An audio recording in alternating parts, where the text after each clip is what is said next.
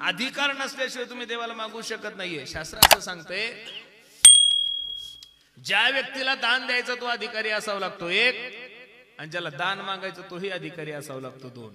प्रामुख्यानं दान देणाऱ्या व्यक्तीकडे तीन गोष्टी असाव्या लागतात. थोडं लक्ष द्या कीर्तनाकडे. दान देणाऱ्या व्यक्तीकडे तीन गोष्टी असाव्या लागतात. दान देणारा व्यक्ती हा श्रीमंत असला पाहिजे एक, दान देणारा व्यक्ती हा उदार असला पाहिजे दोन, आणि दान देणारा व्यक्ती हा स्वतंत्र असला पाहिजे तीन.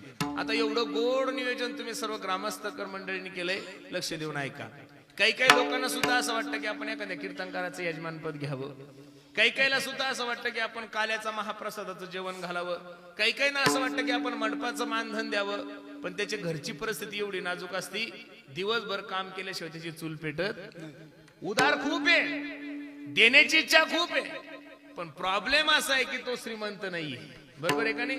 काही काही श्रीमंत ढिगाण आहे, सप्त्याला तर येत नाही पण इथल्या नव्याच्या आपला घेऊन जातात. एवढे श्रीमंत खूप आहे पण उदार नाहीये. असेच नवनवीन व्हिडिओ पाहण्यासाठी आपल्या चॅनलला आता सबस्क्राईब करा, लाईक करा.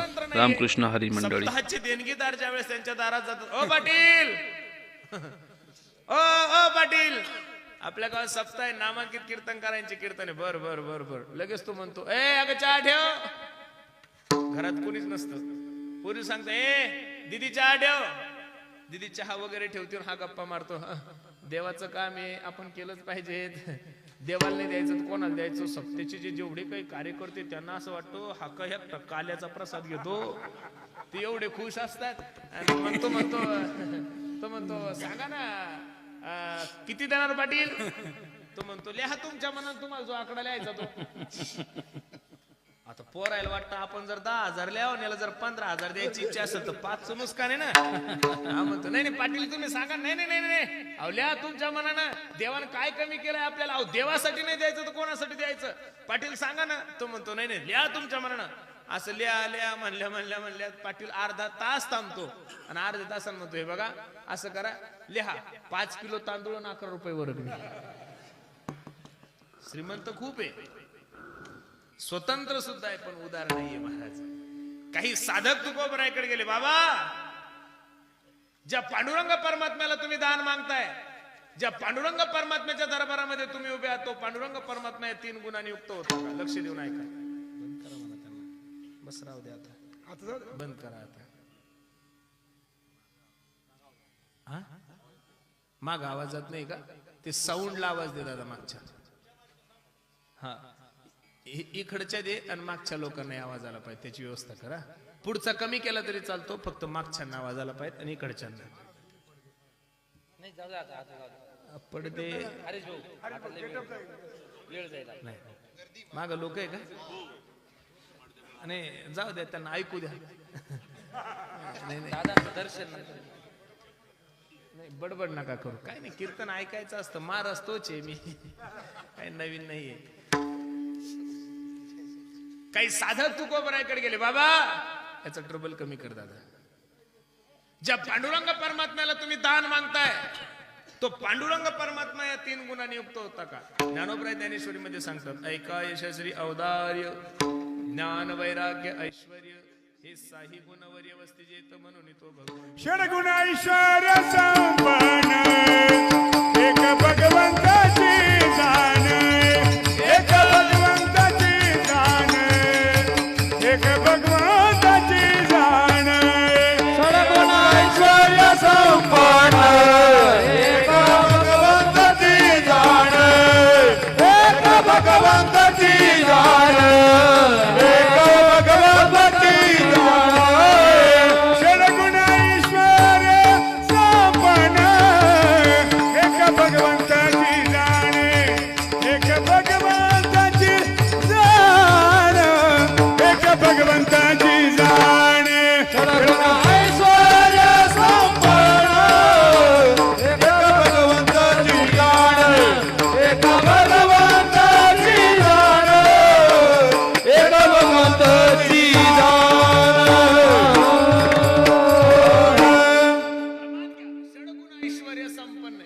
भगवंताची जाण.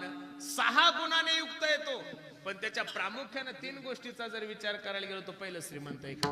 ज्या लक्ष्मीसाठी आपण याची टोपी त्याच्या डोक्यावर, त्याची टोपी त्याच्या डोक्यावर, एवढे उद्योग करतो, एवढे कष्ट करतो, एवढ्या थंडीचं सुद्धा आपण शेतामध्ये काम करतो. कशासाठी करतो? देवासाठी करतो का पैशासाठी करतो? पैशासाठी करतो.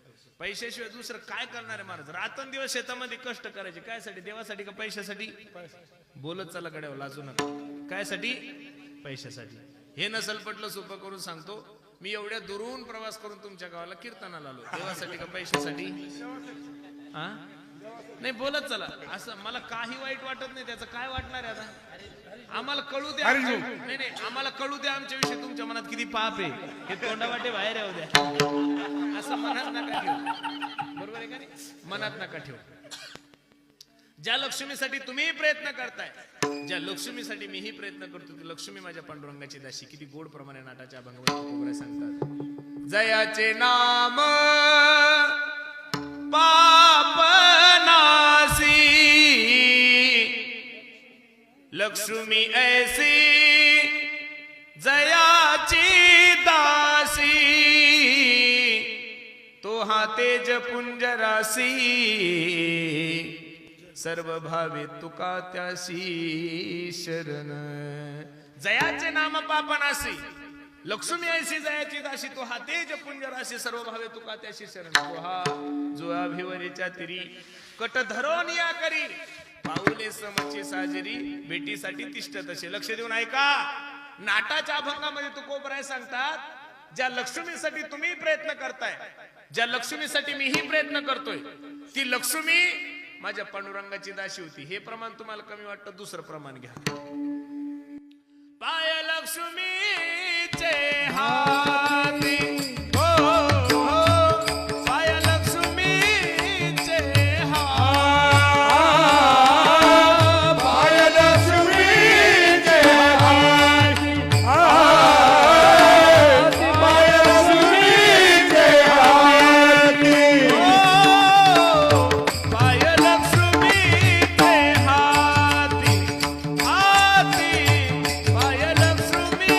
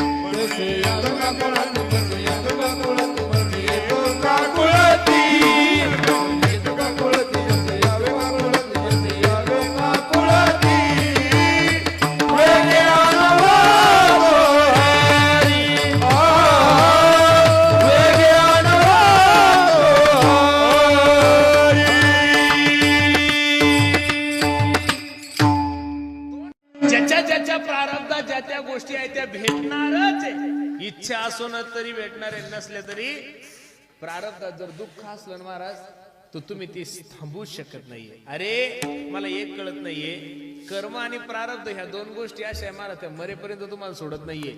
दुसऱ्या दिवशी सकाळी 12 वाजता अख्खी अयोध्या नगरी नटलेली आहे. दिवाळी सारखं सर्वांनी अयोध्या नगरी नटवलेली आहे.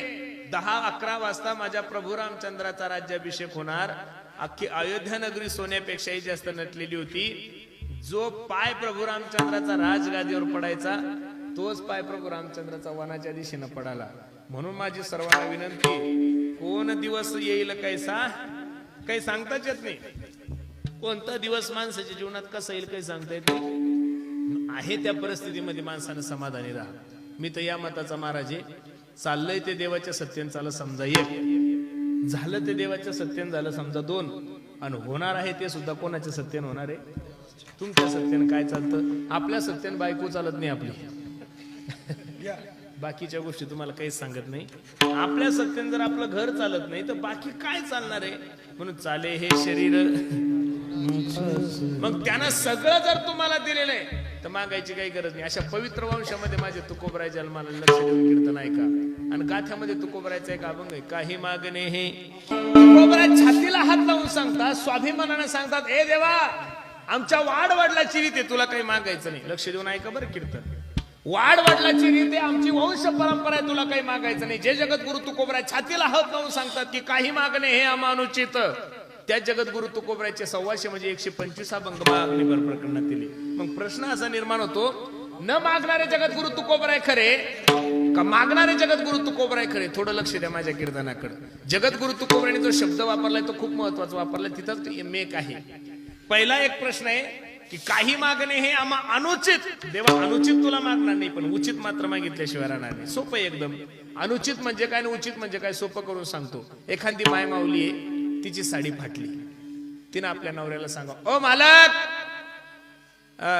इगतपुरीला जा, घोटीला जा, मला एखादी 200-250 रुपयाची साडी घेऊन या. ही मागणी उचित आहे का अनुचित आहे माया हो?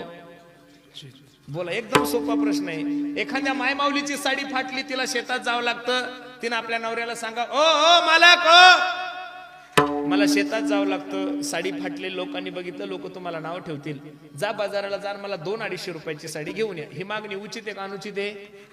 उचित आहे. कळलं तुम्हाला? ही मागणी उचित आहे अनुचित आहे?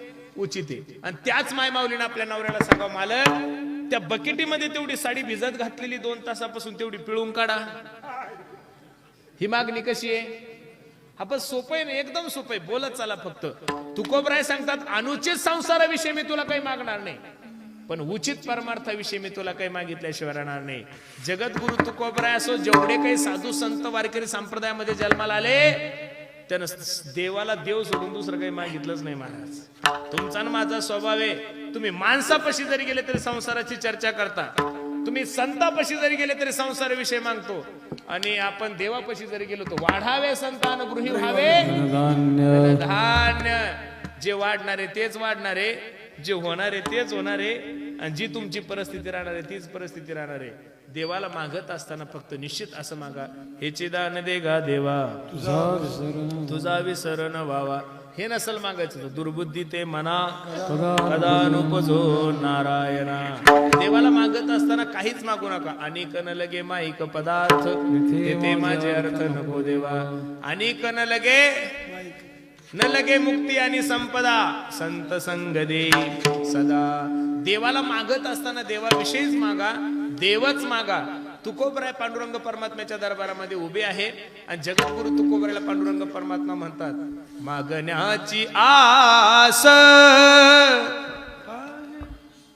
पाहे मुखाकडे, चिंतिल्या रोकडे मनोरथ. संतातला आणि तुमच्या जीवनातला फरक असा आहे, तुम्हाला मागावं लागतं, आणि देव साधूला म्हणतो, काही तो मागा, काही मागा नव्हतं. तुकोबराय, किती वर्ष झाली तुम्ही परंपरा आहे तुमची, माझ्यावर भक्तीचं ओझं झालंय. तुम्ही आले ना तुकोबराय, तुम्हाला मान सुद्धा वर करता येत नाही, एवढं भक्तीचं ओझं झालं. काहीतरी मागा, मनसी काही मागा, याची दे गा पांडुरंगा. काय तुकोबरायने मागितलेलं आहे? तुकोबराय अभंगाच्या पहिल्या चरणात, प्रपंच भोसरो, प्रपंच भोसरो, प्रपंच भोसरो, प्रपंच भोसरो, प्रपंच भोसरो, प्रपंच भोसरो, प्रपंच भोसरो.